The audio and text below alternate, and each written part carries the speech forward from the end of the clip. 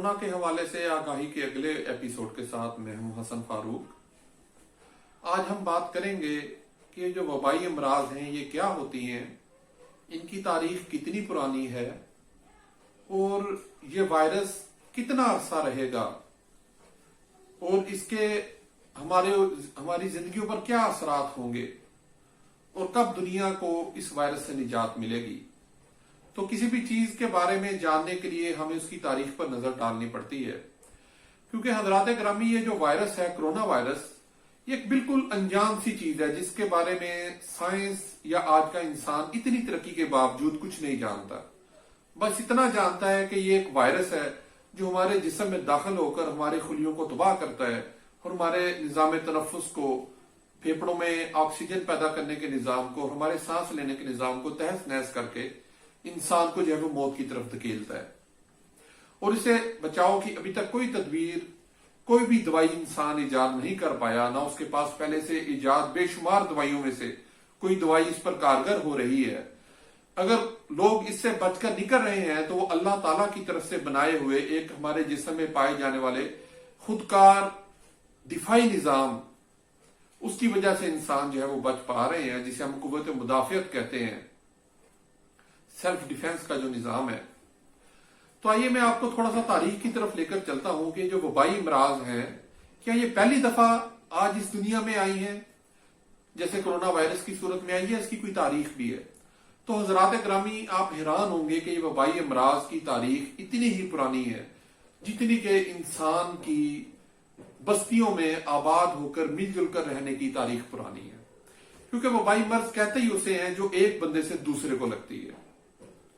ہم اگر ماضی کے اندر جائیں تو تقریباً 12,000 سال پہلے انسان نے بستیاں آباد کر کے رہنا شروع کیا، جب انسان کالونیوں کی صورت میں، دیہاتوں کی صورت میں، شہروں کی صورت میں، یا اس وقت ہم اس کو بستی کا نام ہی دے سکتے ہیں، یہ تو آج کل کے نام ہے نا، گاؤں، شہر، ٹاؤن، اس وقت اس کو آپ ایک چھوٹی سی بستی کہہ لیں، وہ چند 100 لوگوں پر مشتمل یا چند ہزار لوگوں پر مشتمل جو ہے وہ قبیلہ اکٹھا ہو جایا کرتا تھا، اکٹھے ہی وہ موو کیا کرتے تھے۔ ساتھ ہی انہوں نے اپنے جانور رکھنے شروع کر دیے، اپنے پالتو جانور جیسے گائے، بھینس، بھیڑ، بکری، مرغی، ان سے وہ جو ہے وہ گوشت، دودھ وغیرہ حاصل کرتے تھے اپنی ضروریات زندگی۔ تو جب انسان آپس میں رہنا شروع ہوا، جب ایک بندہ بیمار ہوتا تو اس سے وبا دوسرے کو لگتی، تیسرے کو لگتی، اور ملنے اس سے اٹیچ ارد گرد کے ہر بندے تک تقریباً وہ منتقل ہوتی، اور یہ وبا ایسا بھی ہوتا کہ انسان سے جانوروں میں منتقل ہو جاتی، اور ایسا بھی ہوتا کہ جانور جو ہے وہ بیمار ہوتے اور ان سے جو ہے وہ ان کے مالک کو یا اس کی دیکھ بھال کرنے والے فرد کو، انسان کو یہ وبا منتقل ہو جاتی، اور آج تک ایسا ہو رہا ہے۔ جیسے کہ کرونا کے بارے میں کہا جاتا ہے کہ یہ چمگادڑوں سے جو ہے وہ چائنا کے اندر اس کا آغاز ہوا، کہ چائنیز لوگ ووہان میں بہت زیادہ چمگادڑیں کھا رہے تھے، تو سائنسدانوں کا یہ خیال ہے کہ یہ وائرس چمگادڑوں کے اندر تھا، وہاں سے انسانوں میں منتقل ہوا۔ تو ہمارے پاس بہت زیادہ پرانا تاریخی ریکارڈ تو سائنس کے پاس نہیں ہے۔ ہمیں تاریخ میں ذکر تو مل جاتا ہے مختلف وباؤں کا، جیسے کہ حضرت عمر فاروق رضی اللہ تعالیٰ عنہ کے دور میں حضرت سعد بن ابی وقاص ایک بہت بڑے جرنیل تھے، وہ فتوحات کا سلسلہ بڑھاتے ہوئے بہت دور تک، عرب سے آگے عجم تک نکل گئے، اور وہاں طاعون کی وبا پھیل گئی، اور اس سے جو ہے وہ حضرت سعد بن ابی وقاص رضی اللہ تعالیٰ عنہ بھی شہید ہو گئے۔ حضرت عمر فاروق نے انہیں بلایا کہ آپ فوراً واپس آ جائیں، مگر انہوں نے آنے سے انکار کر دیا، اور آگے کسی حدیث نبی صلی اللہ علیہ وسلم کی لکھ کر بھیج دی کہ آپ صلی اللہ علیہ وسلم نے فرمایا ہے کہ جہاں پر طاعون پھیل جائے نہ وہاں کا بندہ باہر جائے، اور نہ جو باہر ہیں باہر کے لوگ وہاں کا سفر کریں، تو اس لیے میں یہیں پہ رہوں گا، اگر میری قسمت میں بچنا ہوا تو میں بچ کر آ جاؤں گا، یا پھر جو ہے وہ میں یہیں پر اپنے لشکر کے ساتھ جو ہے وہ میں شہید ہو جاؤں گا، اور وہ پھر شہید ہو گئے۔ خیر بات اور طرف نکل گئی، میں پھر دوبارہ اسی وائرس کی ہسٹری کی طرف آتا ہوں۔ تو ہم اگر اپنی جو قریب قرب کا ماضی ہے اس کی طرف جائیں تو 19ویں صدی میں جو ہمیں تاریخ، تازہ ترین تاریخ ملتی ہے، 1852 میں چائنا کے اندر ایک وبا پھیلی، بوبونک جو ایک بیماری تھی، وہ ایک بیکٹیریا سے پھیلی، اس میں جو ہے وہ جسم پہ دانے بن جاتے تھے، और पूरे जिस्म में चीचक की तरह जो है ना वो मर्ज फैल जाता, जल्द इन्फेक्टेड हो जाती, उसमें पीप पड़ जाती, पानी रिसने लग जाता। और चाइना से वो वबा जो है वो फैलती हुई इंडिया तक आ गई, जो उस वक्त जो है बड़े सगीर होता था। यहाँ पर मुगलों की हुकूमत हुआ करती थी और ईस्ट इंडिया कंपनी जो है वो उसकी सूरत में अंग्रेज भी यहाँ पर कब्जा करते जा रहे थे। तो उन दिनों में वबा इंडिया तक आई। चाइना में तो इससे 20 लाख के करीब लोग मरे, मगर इंडिया के अंदर तकरीबन 10 मिलियन यानी 1 करोड़ लोग इस वबा का शिकार होकर वो फोत हो गए, उनकी डेथ हो गई। और ये वबाई अमराज चलती रहती थी। फिर जो है वो आगे जाकर एक बड़ा जो पैंडेमिक हुआ वो 1918 में हुआ। चलिए अब ये लफ्ज पैंडेमिक आ गया है, ये एपिडेमिक और पैंडेमिक दो अल्फाज इस्तेमाल हो रहे हैं, इसकी भी मैं आपको तशरीह बताता चलूं। एक वबाई मर्ज जो है खास इलाके में फूटती है, जैसे ये कोरोना वायरस वुहान से शुरू हुआ। जब तक ये वुहान के अंदर था या चाइना के अंदर था, इसको एपिडेमिक कहेंगे कि जो एक वबाई मर्ज खास इलाके में फैल जाए। और जब वही वबाई मर्ज बैनुल अक़वामी बन जाए, सरहदें पार करके दूसरे मुल्कों तक फैल जाए, तो उसको जो है वो एपिडेमिक कहते हैं। जैसे कि अब कोरोना जो है वो सॉरी पैंडेमिक कहते हैं, जैसे कोरोना एपिडेमिक था, अब पैंडेमिक हो गया, पूरी दुनिया में जो है वो फैल चुका है। तो 1918 में ये स्पेनिश इन्फ्लुएंजा इसकी वबा आई, तो ये बहुत बड़े पैमाने पर फैली पूरी दुनिया के अंदर। उस वक्त दुनिया की आबादी तकरीबन 2 अरब के करीब थी और उसमें से 25% लोग यानी 50 करोड़ लोग इससे मुतासर हुए। ये जरा हजरात ग्रामी आप ज़हन में रखिएगा, उस वक्त ना हवाई जहाज इतने ज्यादा हुआ करते थे, ना ट्रांसपोर्टेशन इतनी ज्यादा थी कि लोग जैसे आजकल के दौर में चंद घंटों के अंदर, चंद ही लम्हों के अंदर एक मुल्क से दूसरे मुल्क, उससे तीसरे मुल्क, और दुनिया एक ग्लोबल विलेज बन गई है। लोग बड़ी तेजी से सफर करते हैं, जिस वजह से कोरोना वायरस बड़ी जल्दी फैल गया पूरी दुनिया के अंदर, बहुत ज्यादा बड़े पैमाने पर फैल गया। उस वक्त बहरी जहाजों के जरिए सफर होता था और महीनों के हिसाब से लोग एक जगह से दूसरी जगह जाते थे। मगर तब भी ये वायरस जो है, ये जो बीमारी है, जो स्पेनिश फ्लू था, ये भी वायरस की वजह से था। ये उस वक्त पूरी दुनिया में तकरीबन फैला, दुनिया के अक्सरियती हिस्सों में गया और दुनिया की 2 अरब आबादी में से 50 करोड़ लोग, एक अंदाजा है तकरीबन 25% आबादी इससे मुतासर हुई। और 50 करोड़ लोगों का तकरीबन 10%, 5 करोड़ लोग जो है 50 मिलियन, वो इससे डेथ का शिकार हो गए या इस वायरस का शिकार होकर वो इस दुनिया से उनको जाना पड़ा।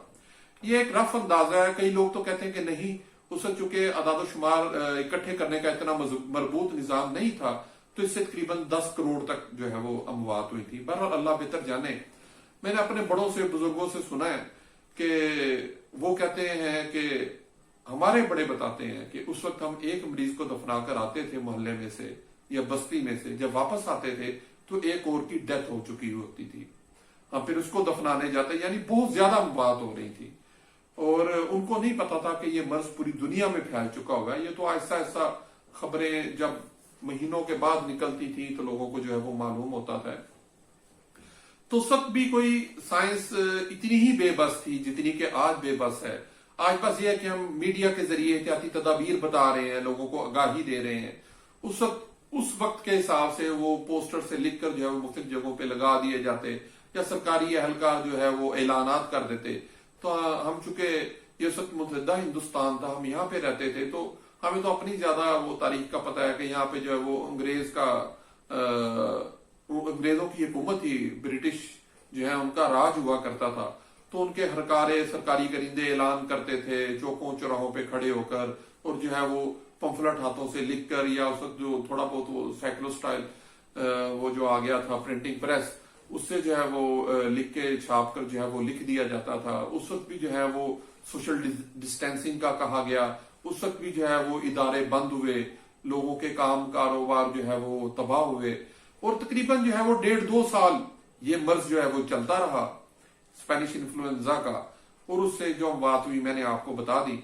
फिर ये खत्म कैसे हुआ? इसकी वैक्सीन तो इजाद नहीं हुई, तो हजरात खत्म इस तरह हुआ कि एक बहुत बड़ी आबादी इसका शिकार हुई और उनकी एंटीबॉडीज जो है वो उसने काम करना शुरू कर दिया, और लोग उसमें से गुजर गए। जिन्होंने मरना था वो मर गए, जिन्होंने बचना था वो बच गए, उनके अंदर उसके खिलाफ कुव्वत मुदाफियत पैदा हो गई।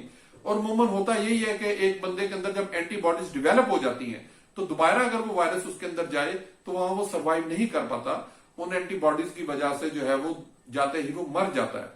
बहुत रेयर चांस, बहुत कम ऐसा होता है कि एक बंदे के अंदर जो है वो दोबारा वो वायरस हमलावर हो और फिर उसको अपना शिकार बना ले। इसके चांसेस बहुत कम होते हैं।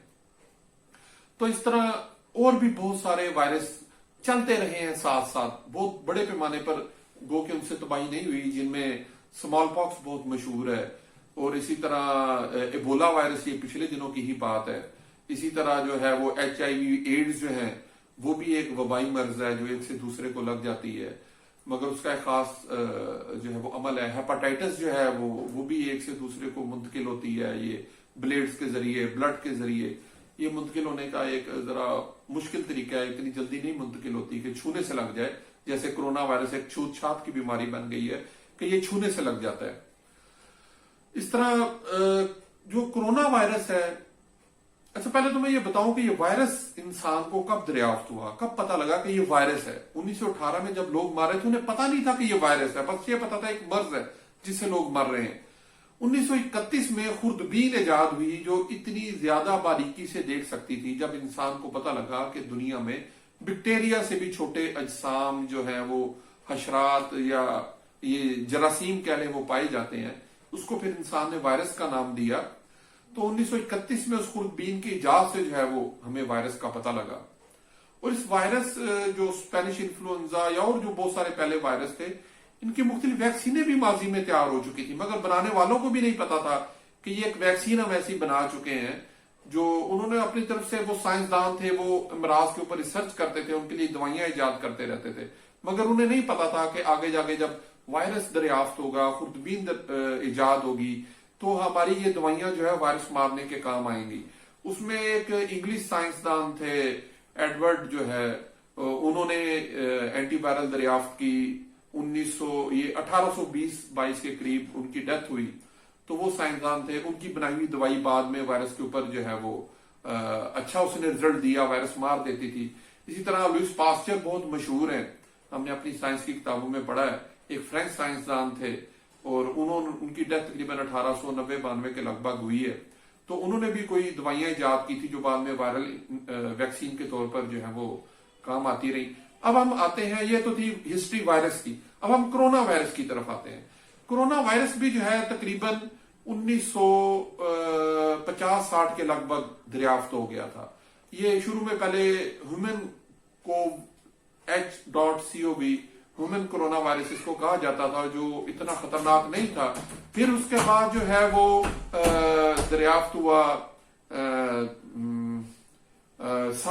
सार्स आया, ये 2002 की बात है, मादी करीब की बात है।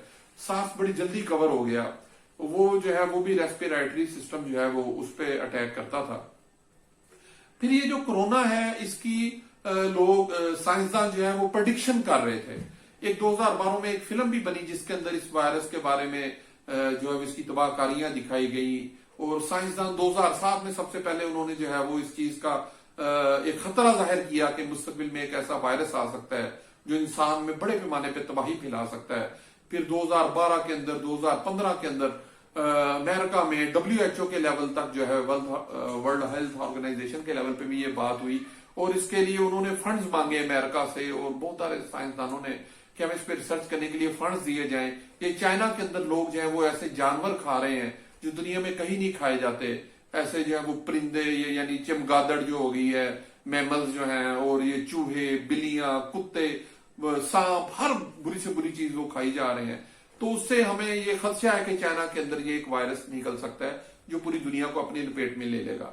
आप कहेंगे कि इसी बात को बुनियाद बनाकर बहुत सारे लोग ये साजिशी थ्योरियां पेश कर रहे हैं कि जो है वो लोगों, ये अमेरिका ने या इसराइल ने या यहूदियों ने खुद बना के वायरस फैला दिया है, इनको पहले पता नहीं था। फिर 2007 में इन्होंने कैसे प्रेडिक्शन कर दी, 2012 में ऐसी जो है वो मूवी कैसे बना दी उन्होंने। तो ये देखे, एक बंदा जिसको इल्म होता है वो उसके बारे में प्रेडिक्शन कर सकता है, ठीक है ना। आप डॉक्टर एक मरीज की हालत देखकर अंदाजा लगा लेता कि मुस्तकबिल में इसने ठीक हो जाना है या ये रिकवर नहीं करेगा, प्रेडिक्शन आप कर सकते हैं। आप कारोबारी लोग स्टॉक एक्सचेंज के बारे में प्रेडिक्शन करते हैं। आप बंदा अपने जो है वो फील्ड के बारे में बताता है कि प्रॉपर्टी के लोग प्रॉपर्टी के बारे में बताते हैं कि प्रॉपर्टी किस रुख जाएगी, ऊपर जाएगी, नीचे जाएगी। हर बंदे को अपने काम का पता होता है। जो ज़राई माहिरीन है वो ज़राअत के बारे में, अपनी फसलों के बारे में ان کے لیے آنے والی مستقبل کی بیماریوں کے بارے میں پریڈکشن کرتے ہیں. ایسے سائنسدان ہر وقت ان وائرس اور بیکٹیریاز کے اوپر جب ریسرچ کرتے ہیں تو ان کے ذہن میں یہ چیزیں آنے لگ جاتی ہیں. جیسے فلکیات کے ماہر جو ہے وہ آسمانوں میں، سورج چاند ستاروں میں اور کہکشاؤں کے بارے میں بہت ساری پریڈکشن کرتے ہیں اور پھر آنے والے وقت میں وہ صحیح بھی ثابت ہوتی ہیں. تو اس لیے کوئی ساشی تھوڑی نہ نکالے اس میں سے. تو سائنسدانوں نے ایک آگاہی دی تھی. اور دیکھیں آج کل ہی میں ٹی وی کے اوپر یہ سن رہا تھا کہ چائنا کے اندر انہوں نے ایک بل تیار کر لیا ہے جو اپروول کے لیے پارلیمنٹ میں پیش کیا جائے گا، جس میں انہوں نے کہا ہے کہ انسان جو ہے، چائنیز جو ہے وہ صرف گائے کھائیں گے، مرغی کھائیں گے، بیل کھائیں گے، جو ہے وہ کتے، بلیاں، چوہے، چمگادڑ، اس طرح کی غلیظ چیزیں اب نہیں کھائیں گے. یہ بل اب وہ پیش کرنے جا رہے ہیں. یہ کوئی اتنا آسان کام نہیں ہے ان کے لیے بل پیش کرنا، مگر وہ اپنی پارلیمنٹ کے اندر لے کے آ رہے ہیں کیونکہ انہیں پتا ہے اس کے وجہ سے بہت زیادہ تباہی اور نقصان ہوا ہے. پھر جب یہ خبر میں نے سنی تو فوراً میں نے اللہ تعالیٰ کا شکر ادا کیا کہ اللہ پاک تیرا شکر ہے، آپ نے ہمیں مسلمان پیدا کیا اور آپ نے ہمیں آگاہی دی ہم نے کیا کھانا ہے اور کیا نہیں کھانا. ہم مسلمان جو چیزیں پہلے کھاتے ہیں، آج وہ لوگ اتنی بڑی تباہی بھگتنے کے بعد جو ہے وہ اس طرف آ رہے ہیں اور انشاءاللہ یہ اس طرف بھی آئیں گے. یہ جو ایک دم جھٹکے سے مار دیتے ہیں اور اس کو جو ہے وہ مردہ کو بھی جو ہے وہ کھا جاتے ہیں، اس کا خون بھی نہیں نکلنے دیتے. تو اسلام نے ایک طریقہ بتایا کہ ذبح کیا جائے، اس کا پورا خون نکلنے دیا جائے. خون کو حرام کیا گیا. یہ لوگ خون ہی نہیں نکلنے دیتے اور اس کو ویسے ہی جو ہے وہ مار کے جو ہے وہ کبھی گن شاٹ سے مار کے مرداروں کو اٹھا کے جو ہے وہ یہ کھا جاتے ہیں. یہ بڑی خطرناک چیز ہے. خیر آگے ہم اپنے دوبارہ کورونا کی طرف آتے ہیں. تو یہ کورونا وائرس جو ہے یہ دنیا میں اب پھیل چکا ہوا ہے اور یہ اب اسی طرح ہی ختم ہوگا. اس کی کیا صورتحال ہو سکتی ہے، کیا صورتیں ہیں جس سے کورونا وائرس ختم ہوگا؟ تو حضرات پہلی صورت یہ ہے کہ اس کی ویکسین ایجاد ہو جائے. اور اس کے بارے میں جو سائنٹسٹ ہیں انہوں نے بڑا کلیئر کہہ دیا ہے کہ 1 سے 1.5 سال کا ٹائم ہمیں کم از کم چاہیے جس میں جا کے یہ جو اس کی ویکسین تیار ہوگی. اس سے پہلے ہم اس کی ویکسین تیار نہیں کر سکتے، وہ بھی اگر یہ صحیح سمت چلتے رہیں اور اس کی ویکسین وہ دریافت کر لیں. کیونکہ علاج تو ویکسین، اس کا علاج، اس کے جو اینٹی وائرس ہے وہ تو دنیا میں موجود ہے، انہوں نے دریافت ہی کرنا ہے، مختلف کیمیکلز کو ملا کر ان کی وہ ٹرائی کرنا ہے. اور یہ بھی ہو سکتا ہے اللہ نہ کرے اس کو ایجاد کرنے میں یا دریافت کرنے میں انہیں سالوں سال لگ جائیں. تو پھر دوسری صورت کیا ہوگی؟ پھر دوسری صورت یہ ہوتی ہے کہ یہ وائرس ہر انسان کو انفیکٹڈ کرے گا. تقریباً 60-70% لوگوں کو انفیکٹ کر سکتا ہے جو سائنسدان جو ہیں وہ پریڈکشن کر رہے ہیں. دیٹس مین اس وقت دنیا کی آبادی 7-7.5 ارب ہے. تو اس کا مطلب ہے تقریباً 50 ارب لوگ اس سے متاثر ہو سکتے ہیں. اور اس وقت جو 2% کے قریب اس سے اموات کی شرح آ رہی ہے کہ 2% اس وائرس کے شکار 2% لوگ جو ہے وہ ڈیتھ کا شکار ہو جاتے ہیں. تو اگر ہم 5 ارب کا 2% نکالیں تو تقریباً جو ہے وہ 10 کروڑ لوگ اس وائرس کی وجہ سے موت کے منہ میں جا سکتے ہیں. یہ ایک پریڈکشنز ہیں، یہ سب مفروضے ہیں کیونکہ اس وائرس کی کوئی ہسٹری نہیں ہے، پہلے کسی نے دیکھا نہیں ہے یہ کتنی تباہی کرتا ہے. اسی وقت مختلف ملکوں میں مختلف ڈیٹے آ رہے ہیں.